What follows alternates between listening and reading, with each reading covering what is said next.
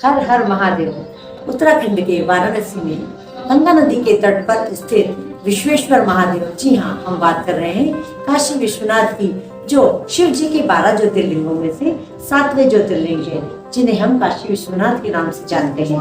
काशी वाराणसी का ही प्राचीन नाम है, वर्तमान में इसे हम वाराणसी कहते हैं। इससे जुड़ी कथा पुराणों में इस प्रकार मिलती है। कहा जाता है कि जब शिव और पार्वती जी का विवाह हुआ तो शिव जी विवाह के पश्चात कैलाश पर चले गए और पार्वती जी उनके पिता के घर ही रह रही थी। पर उन्हें अपने पिता के घर अच्छा नहीं लगता था। एक दिन उन्होंने शिव जी से कहा कि प्रभु, आप मुझे अपने घर ले चलिए।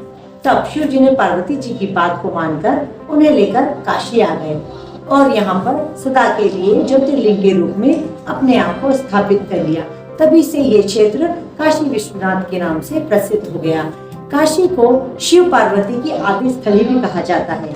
इसके अलावा हिंदू धर्म ग्रंथों के अनुसार कहा जाता है कि प्रलय काल के समय भी ये नगरी कभी नष्ट नहीं होती, इसका लोप नहीं होता।